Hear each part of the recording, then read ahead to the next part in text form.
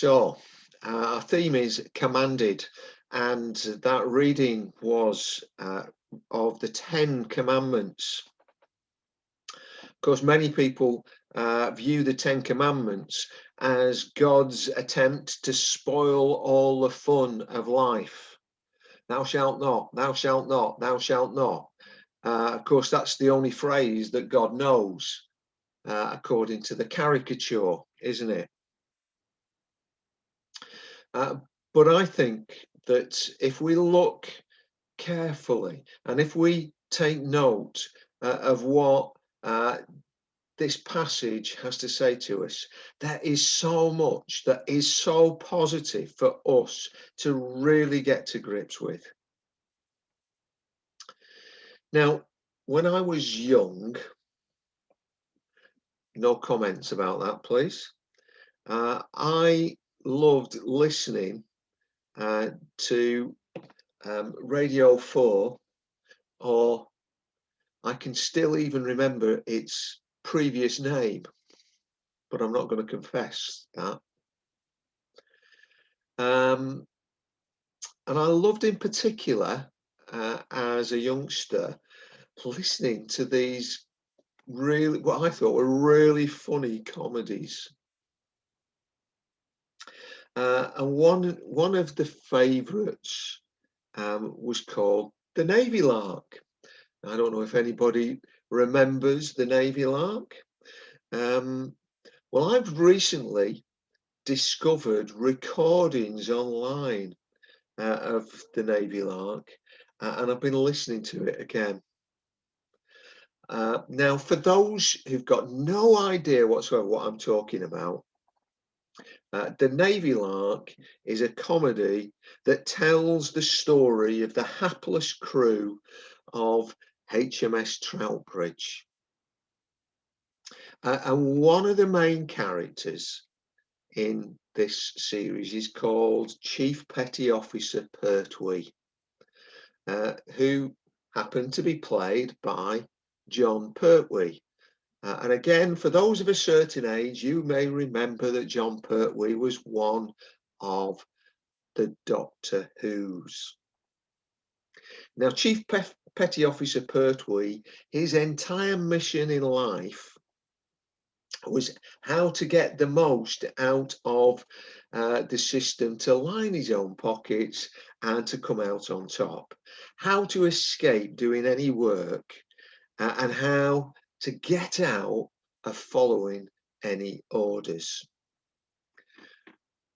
So he wasn't really a great role model to follow, but an incredibly funny character. I think that there is something in most of us, if not all of us, that has a tendency to want to kick against authority, that doesn't like following instructions, commands. For instance, how many of us completely ignore the instruction manual when we get a new gadget or a new piece of equipment for the kitchen, or indeed a new computer? How many of us ignore the instructions, and yet the instructions are there not to stop us using that equipment, but to help us? And on the other hand, how many of us, when we're working on the computer, get intensely frustrated when we give the computer a command and the computer doesn't seem to do what we want it to do? Yeah, have you ever found yourself shouting at the screen because the computer won't do what you want it to do? We have this very mixed relationship with the whole idea of commands. But I want to say to you that as Christians, we are a commanded people.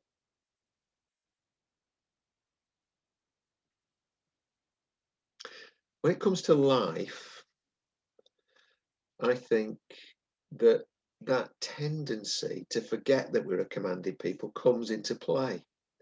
We ignore the instructions that the Maker has provided for our benefit, and we think that we are the experts, that we know best. In fact, when it comes to what is good for us, about how best to live life, the Maker's instructions are there, are clear, and are to be followed, and we ignore them at our peril. And if we want a concise, superb, brilliant summary for what those instructions are, then we need look no further than the Ten Commandments. The Ten Commandments are the fundamental set of instructions, guidelines, and commands for us as human beings to thrive. God wants us to thrive. He doesn't want us to live life burdened, suffering. He wants us to thrive. He wants us to do more than merely survive. At their heart, the Ten Commandments are actually all about relationship. The way we relate to God, the way we relate to people. They set out basic principles for life. And one of the interesting things about them is the order that they appear. The first four of these commandments are all about the relationship with God. And it's always struck me as significant that how we relate to God needs to come first if we're to thrive. And you know, often when asked to recall the commandments, people jump to, you shall not murder, you shall not steal. They've forgotten the God bits of the commandments. But relating to God comes first in the list. And that should say something to you and me. It should say that if we want to thrive, then that relationship to God needs to come first in our lives. That is the very point that those commandments given by God to Moses are trying to put across to us. Let's just go through them quite quickly. Firstly, you shall have no other gods before me. Story of the Old Testament sadly bears out the disasters when God's people try to have other gods alongside Yahweh. There's division. There's lack of focus. There's loss of a justice compass. And all of that is true for us if we acknowledge, maybe on the one hand, that God exists, and then we start to follow other gods. You shall not make for yourself an image to bow down to and worship. All of us need to worship something or someone. It's part of what makes us human. And if we go back through the entirety of human history, we find evidence of worship taking place.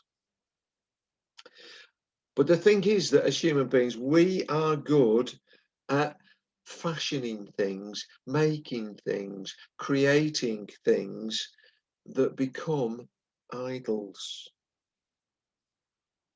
And idols can be all sorts of things. They can be gadgets. They can be jobs.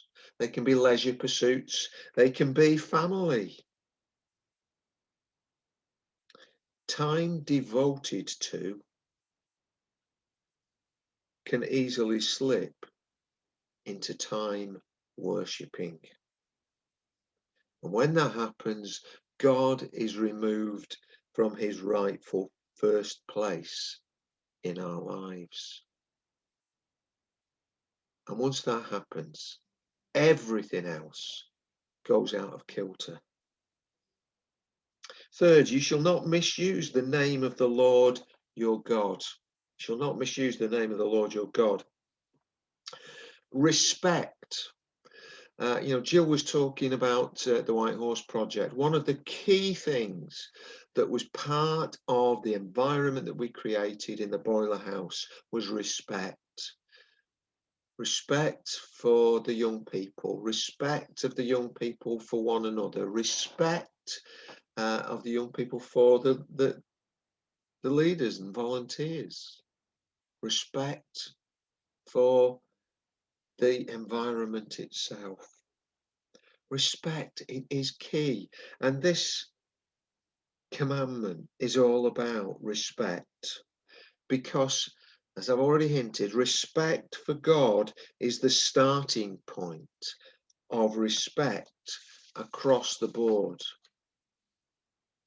One of the issues of our society is a loss of respect, a loss of respect for authority, loss of respect for other people, and a loss of respect for self, and a loss of respect for the environment in which we live. It's the cause of so many problems, this loss of respect. What a difference there would be if we learned the value of respect. Abuse of God and abuse of one another go hand in hand and are commonplace in our society. We need to hold on to respect. We need to promote respect. We need to see respect restored. And it starts with respecting God's name. Fourth, remember the Sabbath day by keeping it holy. We could spend a lot of time thinking about this, and I don't want to get bogged down in arguments over the rights and wrongs of Sunday trading. But it seems to me that if we do get bogged down in that, then we miss the bigger point. The question is, do we as individuals recognise the need to make it an absolute priority to have one day in 7 where our priority is to worship God? One day in 7 to worship God. And one day in 7 where we follow God's pattern. And if we go back to the start of Genesis, we find that that pattern is 6 days of work in creation and then a day of rest. One day in 7 for God, for rest. Now we know that it's a struggle. We know that there are all sorts of competing pressures, but the principle is clear. The principle is good. The principle is about our spiritual, emotional, and physical well-being, our thriving. Then we move to the set of commandments that are about relationships to others. Honour your father and mother. Respect, it runs right the way through these commandments. Respect for parents, respect in families, follows on from respect for God. One of the problems that we face in our society, again, is the breakdown of family, the division of family, the scattering of families. And the Bible wants to say that family is one of the building blocks of human existence. And we need to respect family. We need to respect family members. Respect that is deserving needs to be at its heart. Because at the same time, we need to recognize that there are those who ignore these commands and whose relationships are abusive. And we cannot ever condone that kind of relationship. And certainly these commandments don't. Then, you shall not murder. Life is precious. We were made in the image of God. The problem is that we live in a world that doesn't always see life as precious, because it doesn't always see that we are made in the image of God. When Jesus spoke about this commandment, he gave an interesting interpretation when he said that we break this commandment not only if we kill someone physically, but if we do damage to their reputation and their name and their honour, when we gossip, when we slander, when we abuse one another verbally. One of the worst aspects of online behaviour is the rise of the Facebook troll. They're guilty of breaking this command. Every time their bile and their angry, bitter, nasty words appear on screen, they break the command, you shall not murder. Respect for other human beings, respect for life, respect for one another, because we are made in the image of God, is vital. You shall not commit adultery. Adultery shatters that fundamental building block of society, family, and it's about selfishness. It's about a lack of respect and care, genuine care. You shall not steal. Theft, again, is about a total lack of respect for others. It's about greed and selfishness. And stealing comes in all sorts of shapes and forms. You shall not give false testimony against your neighbour.